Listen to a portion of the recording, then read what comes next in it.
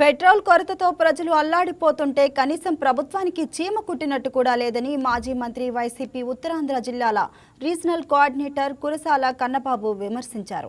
అసలే వాతావరణం ఎప్పుడు ఎలా ఉంటుందో అనే రైతులు బిక్కుబిక్కుమంటుంటే డీజిల్ కొరత వల్ల కోత మిషన్లు ఆగిపోవడం వల్ల రైతులు కష్టాలు పడుతున్నారని ఆగ్రహం వ్యక్తం చేశారు. కూటమి ప్రభుత్వం ఎలాగూ గిట్టుబాటు ధర ఇవ్వడం లేదని, ఇప్పుడు డీజిల్ కూడా అందించలేని దుస్థితికి చేరిందని కురసాల కన్నబాబు వ్యాఖ్యానించారు.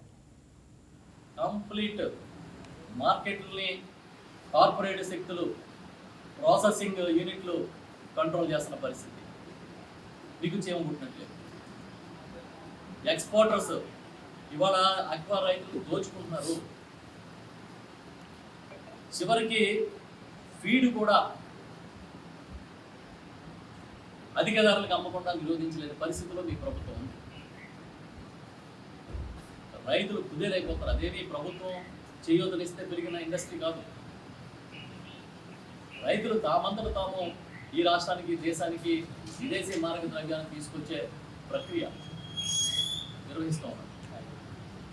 కనీసం వాళ్ళకి మద్దతు ఇద్దామనేది జగన్మోహన్ రెడ్డి గారు ఉన్నప్పుడు కరెంటు సబ్సిడీ ఇస్తే, ఇవాళ కరెంటు సబ్సిడీ సంగతి ఏంటి?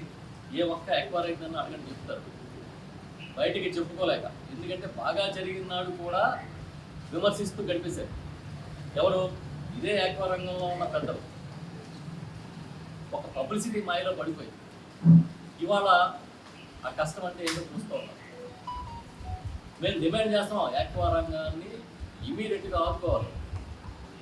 ఈ ప్రభుత్వం ఆక్వాకి పవర్ కట్ లేకుండా ఇవ్వండి. ఎందుకంటే ఈ నెల వచ్చే నెల కానీ కాయకపోతే చెరువులన్నీ నాశనం అయిపోతాయని రైతులు మాకు చెప్తున్నారు.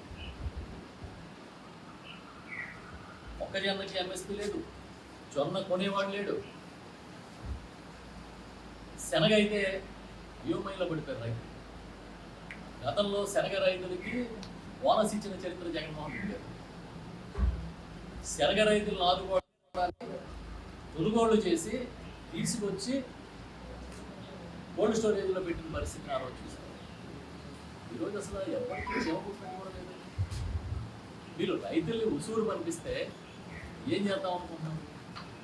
మీ తెలుగుదేశం పార్టీ ఎమ్మెల్యే చెప్పినట్టుగా ఒకసారి ఇటు తిరిగి చూడండి. పల్లెల వైపు పల్లె కన్నీరు పెడతాం.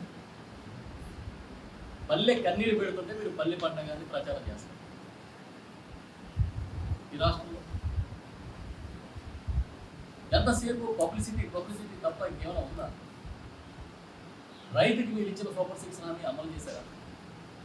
సూపర్ 6లో ఇచ్చినట్టుగా అసలు కనీసం అన్నదాత సుఖీభవ అని పేరైతే మార్చారు. రైతు భరోసాకి ఇంచుమించుగా 7-8 లక్షల రైతులు కోత విధించారు.